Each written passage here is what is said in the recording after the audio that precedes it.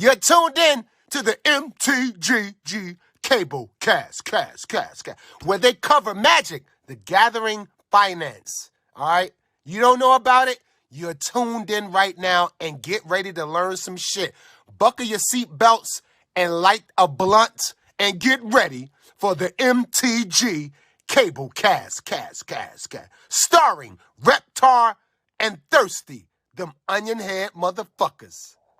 Hey guys, welcome to the newest episode of the Cabal Cast. And this one, we're here to pat ourselves on the back, toot our own horns, because this is now 5 long years that we have been doing this. And, wow, what a 5-year period of Magic to actually be doing this, because I literally could not, if you drew it up, have imagined a better 5-year period to do this. So we're just going to look back, see what's happened, talk about how Magic has changed for us, how the podcast has changed, etc. So with that, we'll take it away. Yep. So up top, we'll start out pretty generically, like what's changed in the last year or maybe overall. And for me, the most has changed in the last year than anything else, because it's been a lot of iteration. And so this last year has seen a lot of iteration and an update in the tooling that we made available to podcast users. Podcast patrons. And I've actually found myself culling a lot of uninteresting content sources and going back to tracking additional data surrounding our picks. And instead of looking for content creators that were kind of driving market spaces, possibly, I went back to finding additional data points on picks to track instead. And that's not to say that there aren't a lot of worthwhile content creators out there right now. There is a dearth of them. They're all unique and interesting, but they all don't drive the market right now or maybe anymore. So that was actually really important. Reclaiming a lot of time was super important for me, especially without a lot of tournament coverage. My scope of what I was listening to, what I was basically ingesting, started to bloat. And I think that's something that's actually kind of changed and gone back to where it was probably when we started. I'm probably engaging in more gameplay content now than I have in the last couple of years, mainly because there's a lot more Vintage Cube content going up. Yeah. And a lot more legacy content as well. So I can focus more on formats that I actually play and engage with. And I've pulled back on the number of like Commander content creators that I pay attention to and just kind of watch market movers again. Yeah. For you, what has changed in the last year or maybe in the last 5? So I think the biggest thing is, when we'll go for the last 5. I had a store. I owned it. We closed. Pandemic happened. I started working at a different store that I don't own because I don't want to spend my money anymore. But it's, the biggest thing is obviously the scope of the game and the way that you look at it, even as just a financial vehicle, has changed drastically. The pandemic saw explosions in prices that were, people seem to think would be around forever, but weren't. And I think, for me, it's also changed almost in the opposite direction. I am way less gameplay oriented now because I stopped playing Magic and look at it primarily now outside of, VRD, Cube, stuff like that. Yeah. Don't really play 60 card or 100 card formats. And it's more of like financially what makes sense here. And it's been really interesting because I still understand mechanically how the game works, pay attention to the metagame without actually engaging in it. And it's actually helped me get a lot of perspective on things because, Jund isn't always going to work. Sadly. Unfortunately, that said, I'll still suit up Legacy with the buddies, whenever I can. I'll be at Eternal Weekend slamming. But I think that's the biggest thing is looking at it more exclusively as a financial vehicle than as also a hobby that I play. And that's been a very drastic change for me, for sure. No, that's big. So, what's changed and what do you do differently are kind of like very similar questions. So when we look at what you've done differently in the last 5 years, a lot of that change comes from that change in owning a store to working at a store or not even working at a store, for instance. Yeah. And I think the biggest thing for what I've done differently is now, it's a lot easier to look at things objectively as what makes sense when it's not your bills on the line, so to speak. Yeah. I also honestly have started getting a lot more analytical and like looking at these things, looking at market trends. There's a couple of websites I use and apps. One of them is Card Ladder that I recommend everyone check out. It is cards in general. So it's not just TCGs, it's also sports cards that it tracks. And it has this really nifty thing that's an industry tracker. And it tracks auctions at about 12 different places, PWCC, Heritage, eBay, everywhere. And it gives you an like industry index year over year, month over month. And looking at it with more traditional financial instruments and looking at it that way is one of the biggest things I do differently. Is now I look at it as an industry as a whole of collectibles rather than just Magic, which I understand there is a fundamental difference there because it is a game that you play. Mm-hmm. But if you're strictly looking at like reserved lists and stuff like that, which are more traditional investment vehicles, it makes a lot more sense to look at it that way. And that's one of the big things I've started doing is looking at it as an actual investment vehicle, despite all of my protestations about the game is dying. What is that? You're buying nostalgia, basically. Right? Yeah, exactly. No, that makes sense. For me, I've gone back to my days of kind of like working at a vendor and having that inside baseball track and relying more on vendor data than TCG player data. When TCG players started to really kind of take off, everybody knew that data was easily manipulated, and as such, it continues to happen. So the truth in data and kind of the health of a lot of the ecosystem comes from the vendor level to see what they're doing and see what their trends are. So I've been relying more on vendor data than I have TCG player data. TCG player data is great to see what the velocity on something looks like because the historics are there. They're easily gatherable. You can kind of see what trends are in that regard. And there's enough data available now compared to years ago where you can actually see when somebody's doing a big fuck around find out and make your decisions based on that. But relying on the vendor ecosystem and what they're doing, looking at their quantities, retail and buy, tracking that over time, and seeing by format almost where their buy numbers are in terms of quantity and less price has been super important and super interesting. And it has kind of changed the way I look at picks in general and probably moving a bunch of my collection at EW. And that's not to say like I'm getting out of anything large. It's just when you continue to see at the vendor level, if they're buying some like lower level cards at a constant like dollars rate, it's probably time to get rid of some format staples that you're sitting on dozens of and no longer need. Reclaim space, reclaim cash. It's just super easy, super identifiable, and really nice and interesting. On top of that, I begun to pay more active attention to constructed formats as they seem like a reliable and trustworthy way to like gauge the health of the game overall, and knowledgeable sources. They are a bit hard to come by right now, but they're very much worthwhile to find, and that's because the constructed scene is still kind of ramping up. There are some stalwarts in every format that you can look at. Very obviously, you can point to them, and they're great content creators overall, but they're content creators first. They're not actually necessarily format grinders. They're not the kind of people that are going to be going out and playing every Pro Tour. Gone are the days where you have like everybody in the Pro Tour writing articles and putting out content, etc. But when you can find those players, those people putting out content, it is worthwhile to follow and digest that just to see what's going on in general in those formats.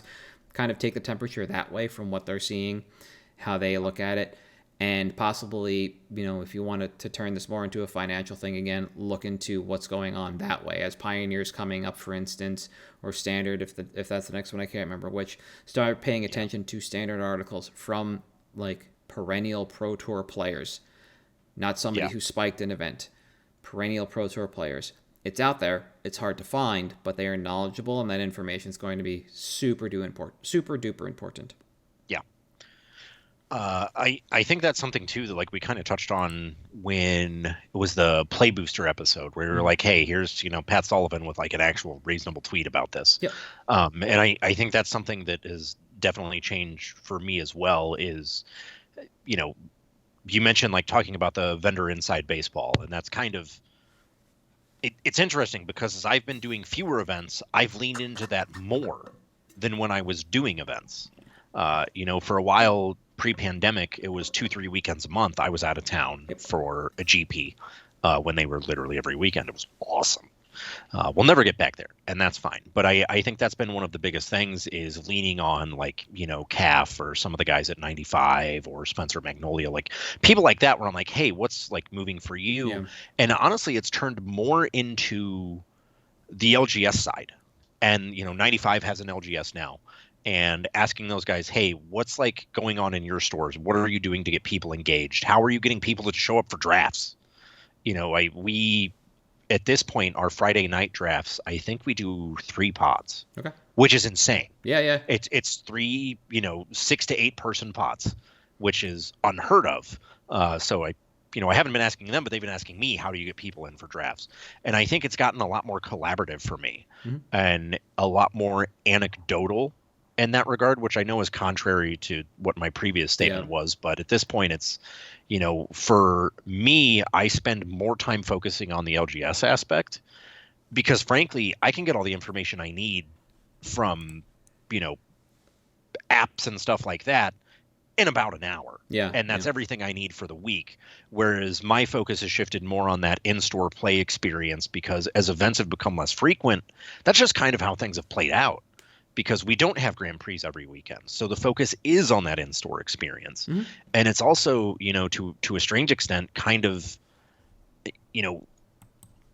caused me to lean into other games as well. Like Lorcana is obviously huge. We've been saying that for a while. I know supply is low, but the first wave of restocks just hit. And we got, a few times more boxes than what we got at release. So the supply issues seem to be dwindling. But I think that's been the biggest thing is it's gotten a lot more collaborative and anecdotal for me in that way. And that's kind of how it's been because, obviously, Hot List on Volcanic Island this weekend at 95 is like $700 for an example. I really don't care in store about that number. Yeah. I'm asking, hey, how are you keeping people engaged? What's going on here? And that's been something that's been very interesting in a professional way. That's been the shift. Whereas personally, I've gone a lot more towards the financial vehicle. So seeing those two diverge has been really interesting over the last year. Yeah, that is definitely pretty interesting. The next thing we wanted to take a look at was new processes or process updates. And for me, every year we do this, it's just a little bit more, a little bit more, a little bit more. So the way I look back at this is just not even the last year, in the last couple of months.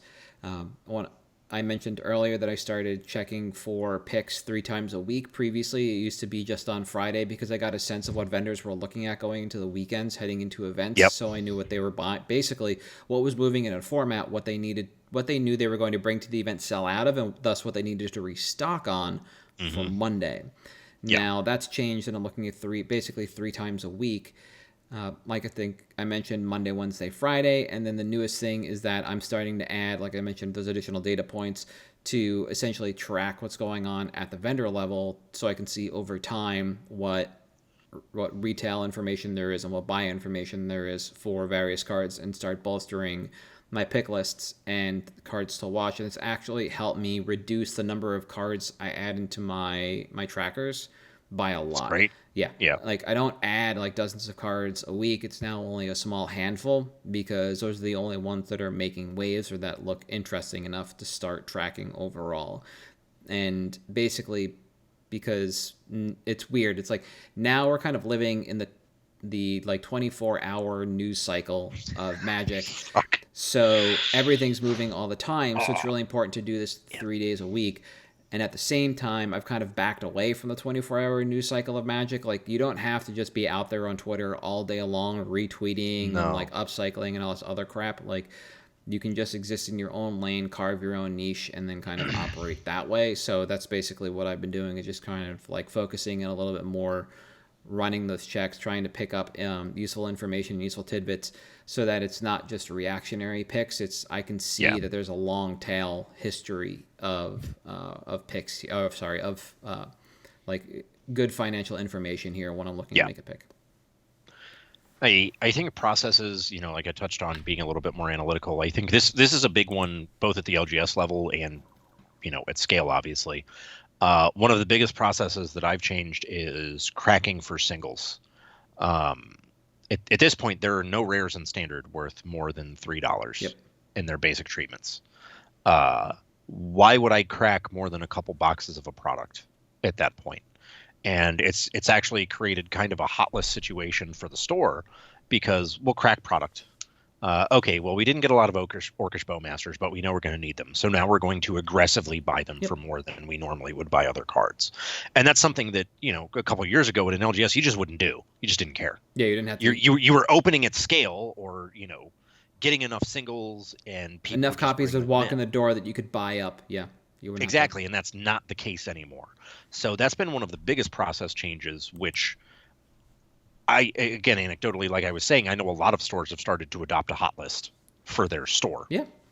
And we'll even, at events, when I work for some stores, we'll be like, hey, this is on our hot list. We are not processing this card at all this weekend. We can get 100 copies. They're all going back to the store. It doesn't matter. Yep. And that was, again, unheard of a few years ago. You would process and sell everything. It didn't matter. But now there has been that shifted focus onto the LGS, and I think that's been huge. Yeah. No, that's great. Like getting that information about the LGS is honestly fantastic, especially now when the decision comes back to, all right, like you said, do we need to open for scale because we're going to have enough people walking in, or are we having problems getting those cards back in? So you mentioned the Valk, right? Like, yeah. Just because you can buy a Valk at the store doesn't mean the Valk is going to walk into the store. So how do you get that Valk even in the door in the first place, right? So there's a series of events that needs to take place, and you need to start somebody in the funnel to even get in the door before you can push them through sales. Exactly. Like a quick question, like interesting bullet point I thought about any new content creators that you found over the last year at least? So, not really. It's mostly been going back and revisiting some old content creators as they've released new stuff. Yep. One of my favorite things about content creation over the last year is how many fewer people care about Rudy. That's been great. That's fair. But it's, going back and revisiting, even just some gameplay. And that's been actually kind of, I guess that's new content creators for me, is I'm not watching finance content creators. I'm watching gameplay content creators. Like, I'm actually watching Aspiring Spike. Like, I'm watching these, and that's how I'm able to, kind of keep with the meta, is just watching stuff like that. I mean, obviously there's some streamers, like I'm going to watch Finkel every time he streams. I just don't care. I'll watch Anurag anytime he streams because he's great for Legacy. Yeah, just like stuff like that. Yeah. And that's kind of been like where my content creation consumption has gone, which has been interesting because, again, like I don't really need the financial insight as much because I'm looking at it as a traditional type of investment. So just using tools like that has been helpful, but those don't convey the 60 card side of it as an investment. So having to pay attention to that has definitely been good for me. No, I like that because that aligns with kind of where I ended up. So I found Dominaria's Judgment again because they used to be on the Star City network, then they fell off, and I don't know if they took some time off or whatever and eventually came back, or if I just lost it when they went I don't want to say rogue, but when they went onto their own publisher. And that's Dominic Harvey and Ariel Axe's podcast, so I've got that. I've got Arena Decklist, which is Jerry Thompson and Dave Shields now. Mm-hmm. Dark Depths, which is Michael Mapson, who's a level 2 judge who I had the privilege of working with a couple of weeks ago. Nice. And another player local to him. And I don't know if they're from Jersey as well or PA, but they're not too far from where I am. And otherwise, I've actually just gone back to... Those are the consistent ones. There's some inconsistent ones, like the Brian Koval... Bosch and Roll and somebody else's podcast. I can't remember what that's called. I used to listen to. Jarvis Wu had a podcast, and like these guys know. Jarvis was great. Yeah, like they haven't put out stuff in a while, so that's kind of fallen by the wayside. So I wouldn't consider them in this list. That's why I didn't bring them up really. But then I've gone back to the well, and I've been watching LSV's like daily Vintage Cube drafts, which has been super useful for card valuation, not just in Cube but in play as well. And then I am level 1 in prep for EW because that's basically one of the only dearths of vintage content that is available, and they don't stream unnecessarily. It's always with intention. So whatever they're playing is something that they would consider realistic in the vintage format. So it's never just something like absolutely off the wall, like somebody submitted a deck, I want to try this kind of thing. It is always purposeful, which makes the content more relevant to me overall. Like going into testing for a vintage event, I like spent a week watching their videos for a number of Lavinia-based decks in vintage just to get a handle on how they play and which version was the one I wanted to test, right? And so going back to, like you said, that constructed content has been like really useful for me from a play standpoint, from a card valuation standpoint, and even a little bit from the finance side of things. Like if I'd been so focused on Commander that I didn't realize when Up the Beanstalk was first spoiled that for the first couple of hours that it didn't just trigger on creatures, it triggered on everything. Once I was told, somebody mentioned that, I was like, oh, this card is just like the nuts. Insane. And it's so good. Yeah, and I bought the only bricks on TCG Player. Once I realized that was the case. And stuff like that really helps because it helps the valuation. I feel like when we do like the Ixalan set review coming up, when we did a Doctor Who set previously, having that constructed eye back was really useful in evaluating the set instead of just like the Commander eye. Because right now, everybody seems to have the Commander eye, which means those cards are priced appropriately to start with, like we talk about every now and again. So you've got to be able to kind of change focus a little bit and pick what lens you want to use to focus on a set or a card. So going back to constructed, super nice. This next question, similar to the content creators, any new sources of insight and information? And for me, basically, everything I just talked about is where it is. Podcast and video content creation stayed relatively where it needed to be.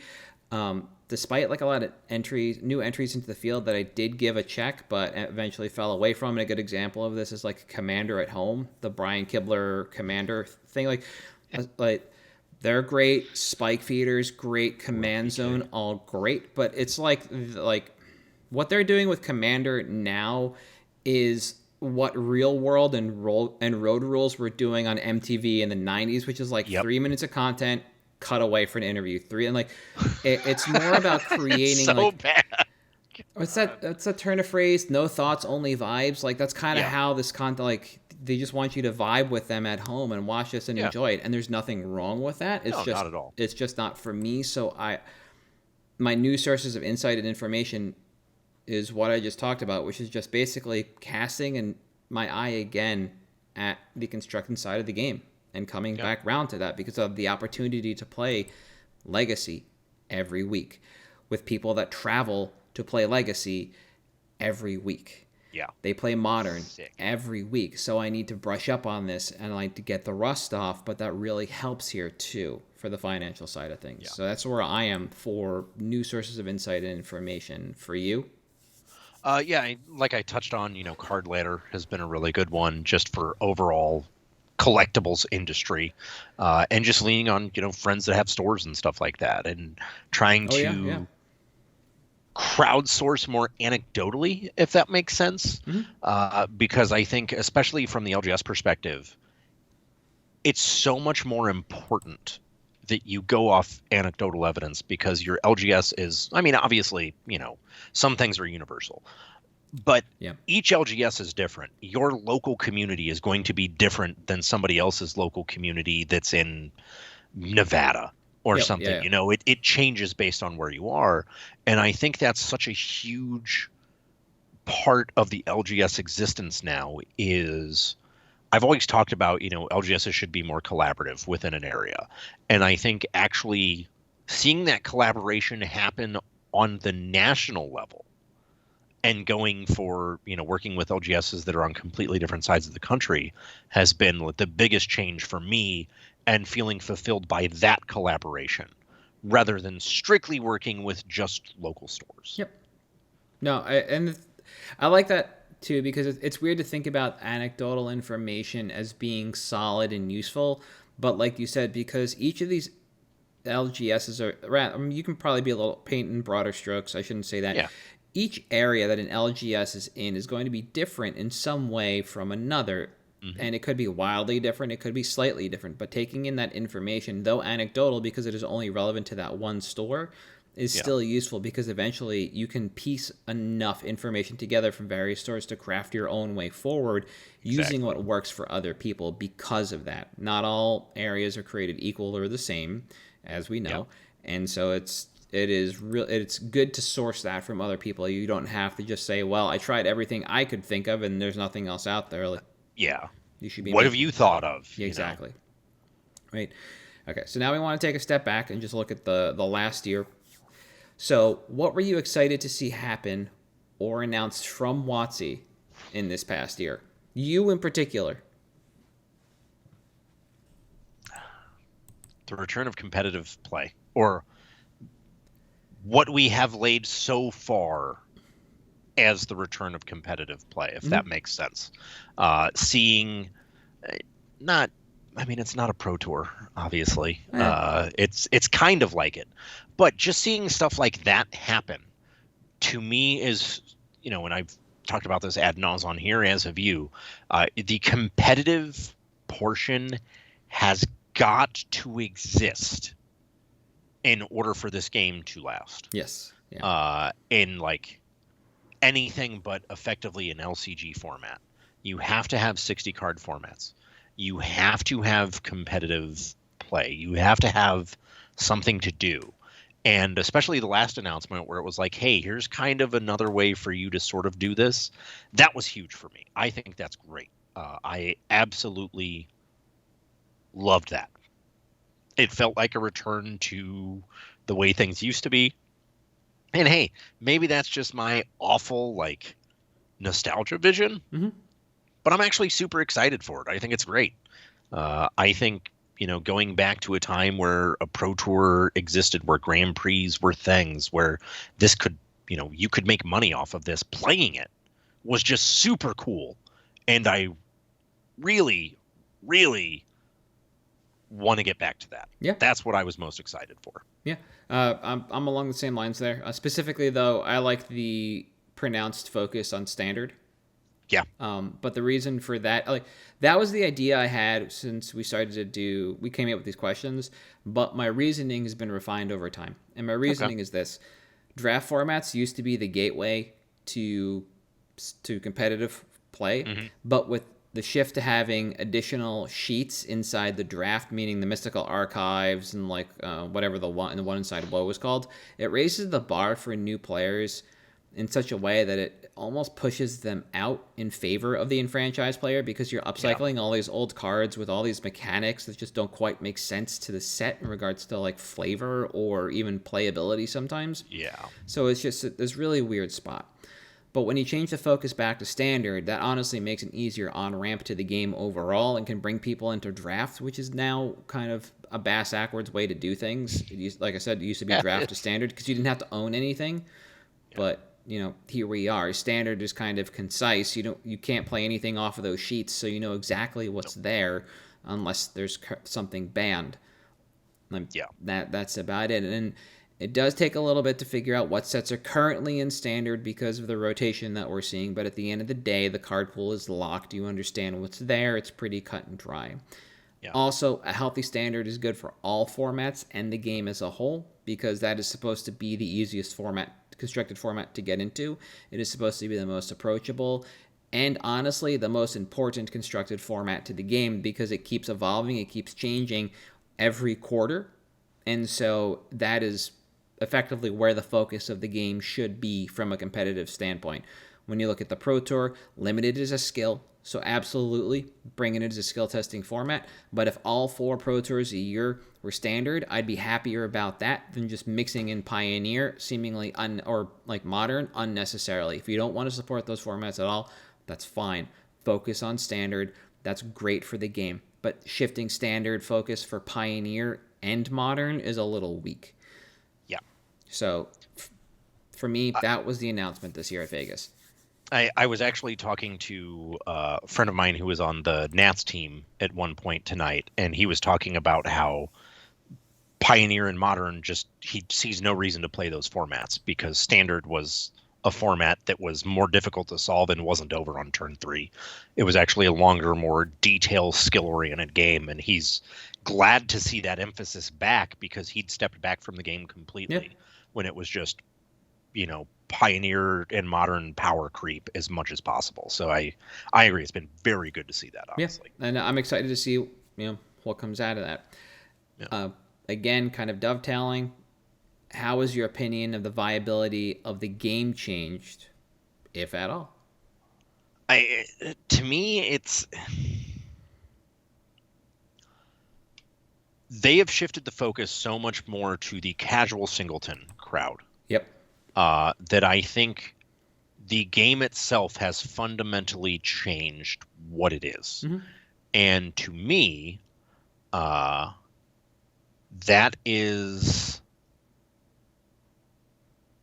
that's the change in viability. The game I loved, the game I grew up playing, doesn't exist anymore. The game is still viable. I think the financial viability of it has changed drastically, and again, is why I've started looking into like reserve list, traditional investment, stuff like that.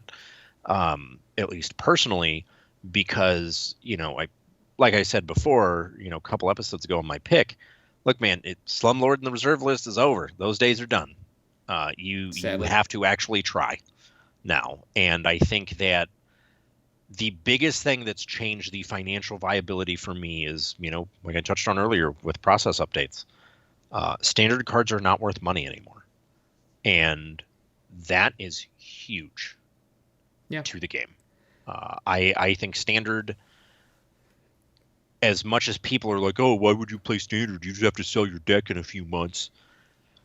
It was the most financially important format for the game to exist. And I think that this improved focus on standard hopefully helps it a lot. Yeah. Because I am afraid that if it doesn't, we may see the game basically cease to exist as a competitive vehicle and shift to entirely kitchen table and casual, which is not good for anyone. Nope. But and even looking back to when we had the PTQ system, the original one, Standard was the most important format in the game to get you to both the Pro Tour and Worlds. You could spike a Grand Prix for sure in Standard or Sealed or Extended. Absolutely. Mm-hmm. Yeah. But regionals, Standard, push to Nats, Standard, Nats could push you to Worlds, which was usually Standard. So we were basically going back to a time where Standard becomes the most relevant format, and then they're sprinkling in other things, so there's a reason for people not to have to worry that they have to sell their decks all the time, that they can keep the cards that they play with and upcycle them into Pioneer or upcycle them into Modern. And I think that's great.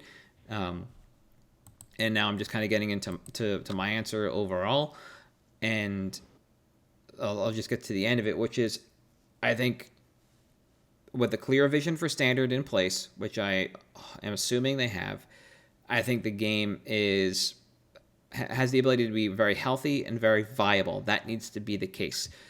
Pioneer cannot shoulder the burden of OP's success any longer. It has to be Standard that does that. And with that in place, I believe that the game is viable. Again, it is viable in the long term. Commander and the lust for singleton formats is a problem that WotC has created and perpetuated. It is not quite an Ouroboros, but we are getting there. And the more they lean into that with commander cards in constructed products, the more difficult it's going to be to pull back from that and design sets that are meant specifically for constructed, again, to create healthy and vibrant constructed environments. There is a balance that can be struck. It's just going to be much more difficult when you need to put commander cards in Standard product, because that's apparently the only way you're going to move Standard product anymore in their eyes. But that said, I believe the game is still healthy and viable as long as there's a clear vision for Standard. Yeah. I think that's one of the most important things is, and I don't know if this is, I mean, this has to be Huey Yeah. that caused this, and I think it's good that he is seemingly being allowed to actually do the thing Yep. as he should be. But that was, I'll be the first to say I was skeptical and did not think that was going to happen whatsoever. Yeah. No, for when sure. this started. So I'm very happy that things are going seemingly as well as they are. Yep. Last two questions. We're gonna pull a quick handbrake 180. Favorite memory from the podcast. I'm gonna go first on this one real quick. It took me a little while. My first thought was we've met patrons. At least you weren't in DC, so I met patrons in a couple places. Yeah. You've met them in others where I wasn't there. I was like, oh, that's the best one. No, that's a lie. Episode 179 we recorded in your basement. That is probably that's probably my favorite episode. That was my favorite thing about the podcast thus far. Absolutely amazing. That was going to be mine, and my other one was, and I will upload this into the Discord so everyone can see it. Was way back when Big Man Tyrone was our intro. There was a clip you made of me saying, "Oh, that's a mountain goat," and then Big Man Tyrone giving his signature screech afterwards. It is still to this day, whenever I need to laugh or smile, the thing that I listen to. It's absolutely amazing. Yeah, I found some fantastic stretch frames as I've been editing. For anybody that knows what those are in animation, and those go up in the Discord every now and again. Yeah, they're good. And we've had some great memories in the podcast overall, and looking forward to a bunch more. Maybe a handful in EW if people will go. Oh yeah, for sure. And then on the way out, just a general question: like, do you love it as much as you do the game, the ancillary elements, everything around it? So I think this kind of harkens back to the episode we did where we were like, what we do as vendors, and you and I basically landed on the same thing. As long as the homies are doing this, I will love this. Yep. It really is for me about the company that I keep. And being able to see people and hang out with people that I can really only see and hang out with at these events. And I talk to them, daily, weekly, in almost every case. But we may only see each other twice a year. Yep. And, it's just an awesome experience. I love that aspect of it. And as long as it's, the gathering, as long as the gathering is happening, that's what I care about. And, for sure. I talk about how I think the game is dying and all these other things. And in a lot of cases, it is like, I'm afraid the gathering is dying. And to me, that's the more important part. The game, there can be games everywhere. Like, frankly, I've been playing Marvel Snap more than I played Magic since I was a grinder. But you don't get to hang out with friends and play that. So I love that aspect of it. And as long as Magic the Gathering still has the gathering, I'll love it. Yeah. I think the gathering's super important. That actually, made me think back on it. December's a weird month to me because I go back to back. December 3rd, there's a sports card show in Philly that I might go work. Ooh. And that same weekend is PAX Unplugged, where I've got vendor friends that are going, so I might already be in Philly, like at a different convention center. So it's just like, what happens? Purely the gathering. And then EW weekend, that is also the same weekend as one of the many Steel City Comic Cons where I will have friends working. So that weekend also becomes entirely about the fucking gathering. Yeah. And here we are just looking at that. And what is this game still? The gathering. Like, seeing those same people is super delightful. When it comes down to the game itself, I still really enjoy it, but I'm really no longer engaging with it in ways that were meant to only be like short-term options. I'm not really playing Standard anymore, or paying attention to it, I should say. I've never played Pioneer at all. I thought that format was just going to rot, and maybe it will, who knows. But being able to play Legacy lets me enjoy a more powerful, ever-evolving version of the game that is basically insulated from a lot of the churn and mental burden of consistently infused product.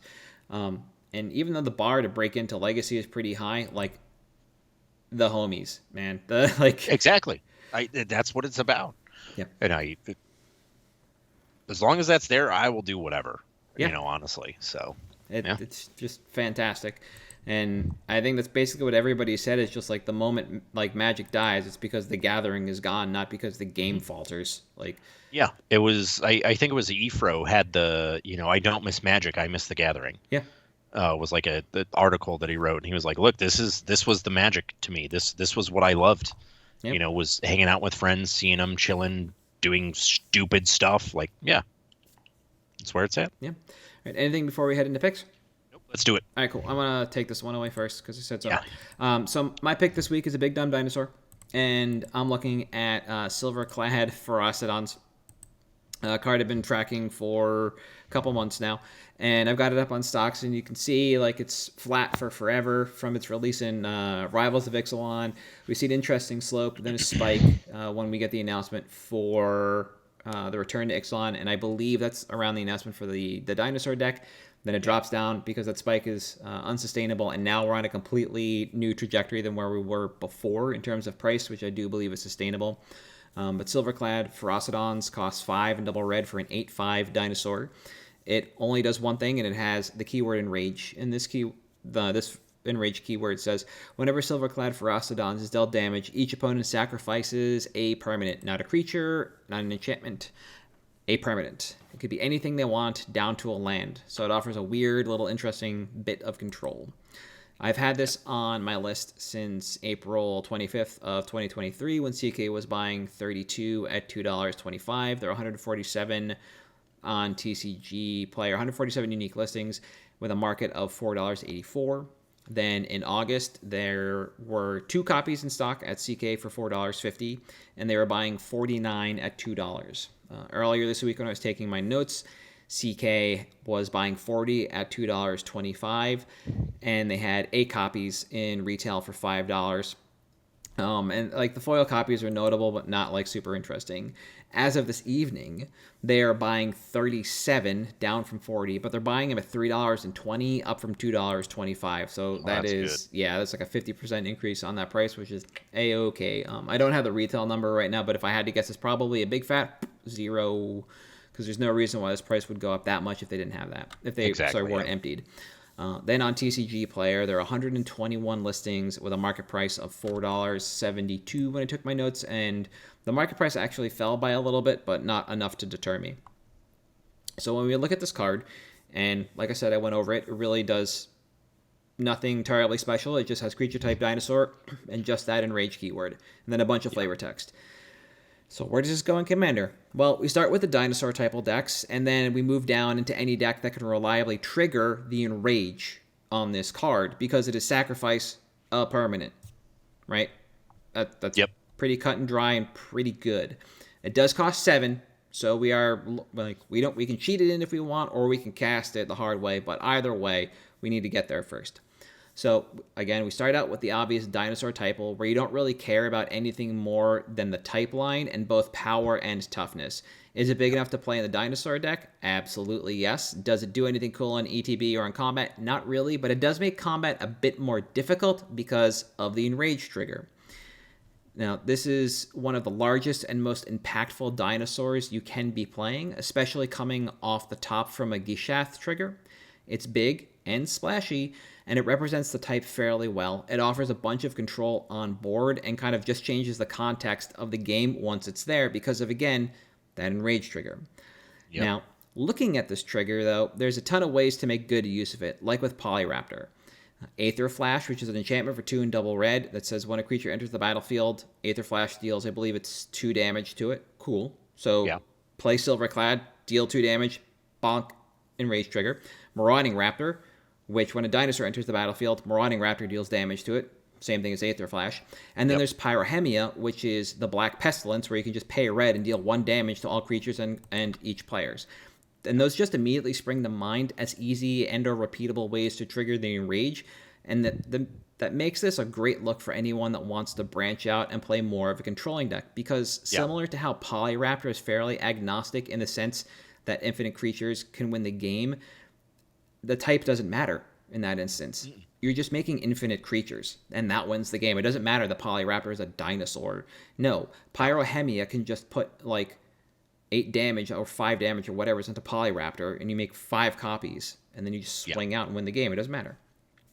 So Pretty great. yeah, we're basically approaching this card from like the same perspective. And based on the impact, effect, and popularity within the type, as people look to build for the first time or rebuild after the Gishath reprint, this has incredible visibility already, and incredible utility within both like the Dino-typal deck and then any red deck that can trigger this, or base red deck that could trigger this more than once. Yep. From a timeline perspective, this is in 75% of the 12,000 Gishath decks submitted to Rec. When we see the reprint of Gishath and Lost Caverns coming out soon, I suspect all the Dino players relying on EDH Rec to build the deck for them will buy into this, because it is very high up on that list. It is in the high synergy cards, like top 4, top 5, if you discount Cultivate or something. So we're looking at another month or two of just straight growth like we've been seeing since December of 2019 when I had the stocks graph up. That was immediately after the that spike. It tanked in December 2019. It's just been kind of coasting all the way up. With the slow and steady growth, the only real shakeup on this card came with the reset on the floor in July 2023, which was accepted as the new price, and we've just kind of seen slow and steady growth from there. So I'm sorry, December 19th was when it first starts climbing. That's way, way, way back in the day. That's like Ikoria. July 2013, that's after the spike and the hard drop. Sorry about that.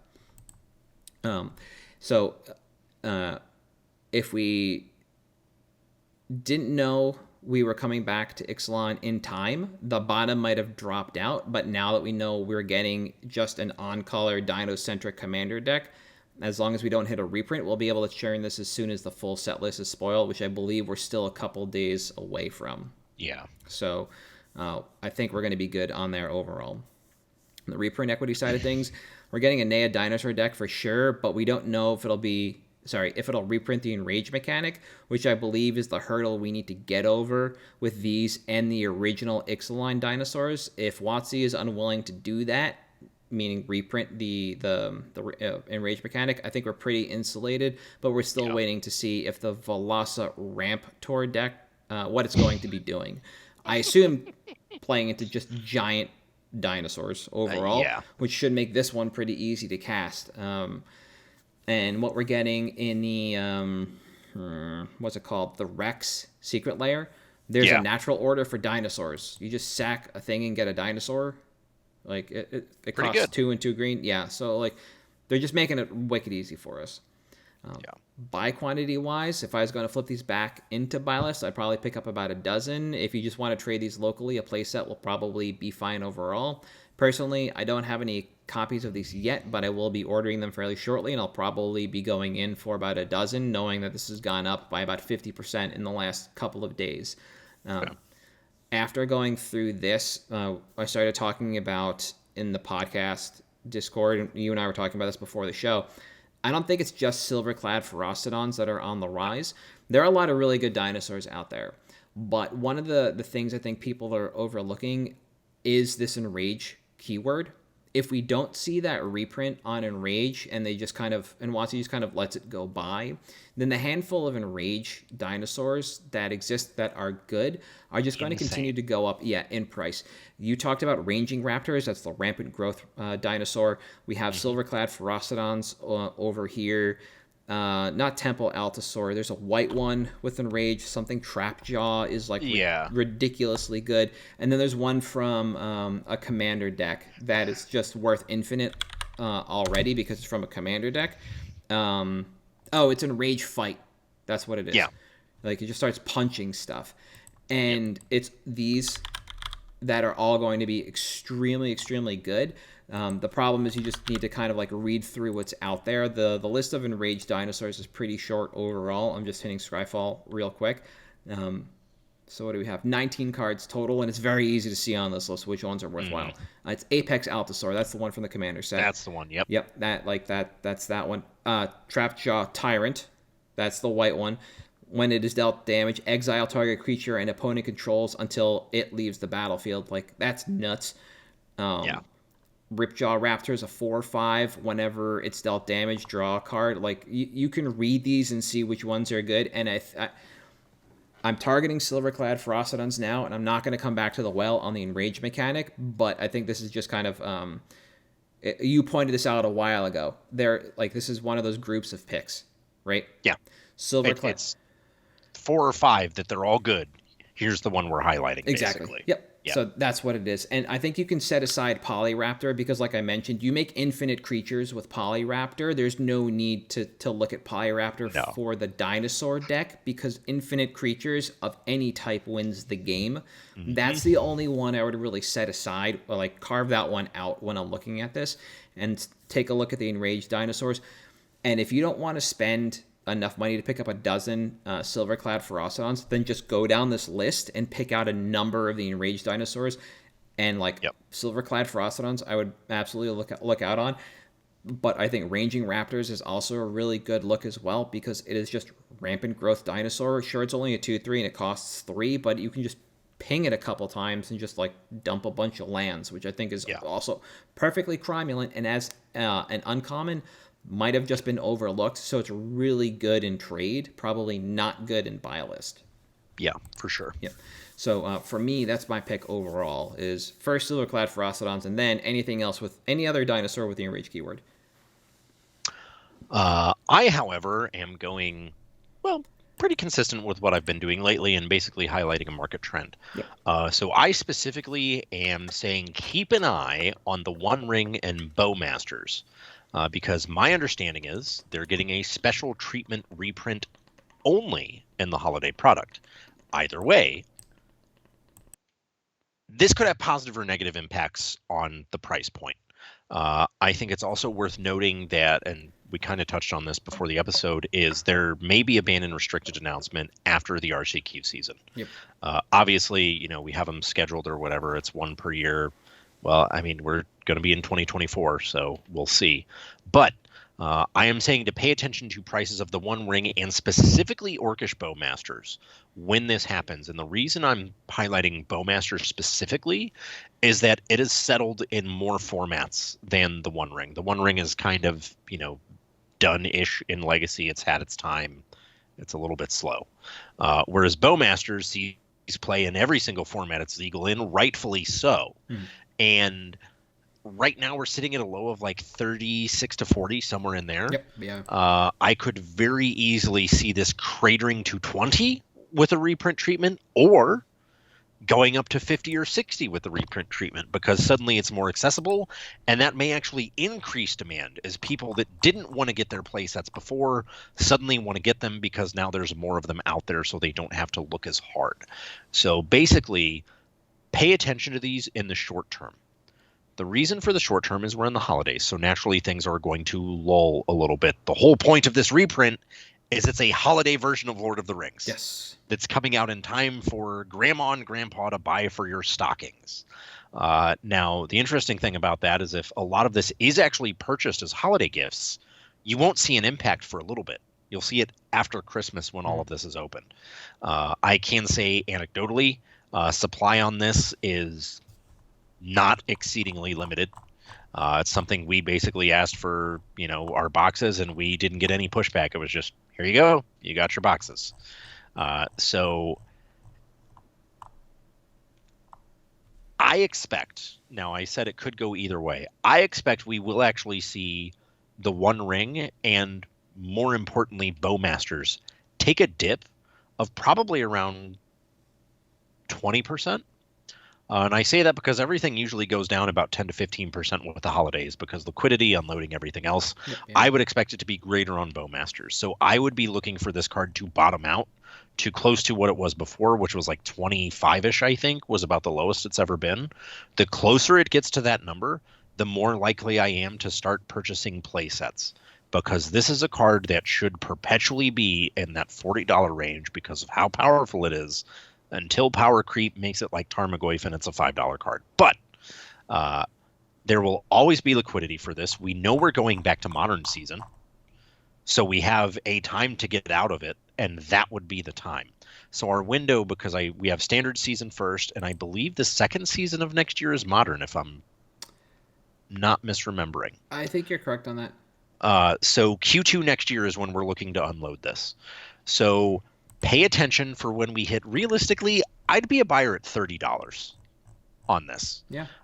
Because I think that once Modern Season hits and we have even more shakeups with Modern Horizons 3 and the entire format takes a giant shit, Orcish Bowmasters will be left standing because it's that good. Yes. Yeah. And I think that as the meta shakes out with Modern Horizons 3, this is still going to be a stalwart of the format. Not to mention it's already a stalwart of multiple other non-modern formats. Sees play at casual and competitive levels of EDH. Sees play in Legacy. Has been seeing play in Vintage, which now that combat matters again in Vintage is kind of important.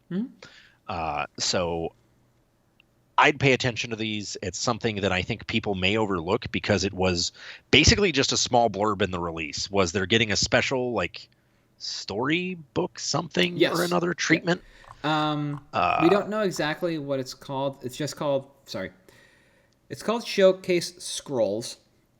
It looks more like it belongs in a book, so that's kind of like I guess how that works. And it will be part of the was the collector boosters for the set. Yeah, right? With the holiday release. Yep, and yeah, so the collector boosters, and there's also going to be some serialized stuff in there too, which puts a little bit of a squeeze on this. Yeah, which is another reason I think we're more likely to see a decline because anything with serialized gets opened into the ground. And importantly, these serialized cards are only numbered to 100, which will make them significantly more desirable. Because now we've accelerated from the junk wax era to the end of the junk wax era, and we're making more things serialized. I don't know, it's terrible. But I expect it to create downward pressure on this. Yep. I think it's a good time to buy because in about 6 to 8 months, we're going to be back in Modern Season, and this card goes up, up, up, up, because at that point, supply will have mostly dried out. Distros have gotten a little bit lighter on the original Lord of the Rings product at this point. Mm-hmm. They're not just trying to blow it out to us anymore, which means they're probably a little bit lower in stock. So we may have hit close to a peak amount of Bowmasters in the short to midterm until this product drops. And while we could see an increase, I expect it to drop down. Just pay attention because it's either going to be a good time to buy or sell. And that's the time you want to do it. Yep. That's it. Yeah. The only thing that's notable is this product officially drops on November 3rd, which is a day after we record, a week-ish after everything for this episode goes live. Yeah. And I believe there's been a little bit of street date breaking. There has also been, and this is very important, there is a product delay impacting collector boosters specifically in North America, which has resulted in a delay of like a week in some cases. But basically, you're getting all your product. There may just be a little bit of a delay. Yeah. So a bunch of factors that basically say Wizards of the Coast and Hasbro were small indie companies, and you need to give them grace for their mistakes. Yeah. So despite the fact that it does release soon because of that holiday like squirrel away, we might not see that influx for a little while. So yeah, we could see a little bit of a ramp up now, and then towards the end of December, coming into January, we'll see more hit the market. Or if they just flood the market with product, then there you go. Yeah. Otherwise, I like keeping an eye on this. When I saw that they were coming out with unique art, I wasn't really sure what was going to happen, and I think I bought my actual Bowmasters after they announced, and they tanked a little bit, so like that was good for me. But other than that, like the treatment doesn't look that bad for these. If you're short on these cards, you want to pick up your own playset is a perfect time to do that because whenever we get an influx like this, prices usually almost always drop, even if it just like flashes down for a day or two. So it's the perfect time to move in and get your playsets. Yeah, absolutely. Yep. So I think it's just a good time to buy in anyway. And if you don't know what the product is, you don't know what the treatments are, like take a look. We'll link the TCG Player article in the show notes, but it doesn't cover everything and all the unique treatments that the set's getting. It feels like it's getting like a little bit of everything, which again is fine. There's some panoramas. There's some art that looks like the stoner metal secret layer that they did. The tree beard looks like it's made out of clay, like some weird claymation statue. Like, I don't know. Overall, this stuff looks pretty neat too. So if you're interested in these cards, just in general, like take a look. These could be new sort of singles that you end up picking up. Yeah. Otherwise, I think this is a good time to pay attention to something like this. Another good call out for that. So I'm happy. Anything before we cut out? I want to thank everyone for joining us on this journey. It hasn't always been easy, but we're glad you're here still or new or whatever. Yeah. Thanks. We do it for you. Yeah. So for at MtG Cabalcast on Facebook, Twitter, Patreon, and YouTube, I am at Halt, I am Reptar on Twitter. You are... The correct Twitter handle of @Damon Thurston. And we'll see you next week.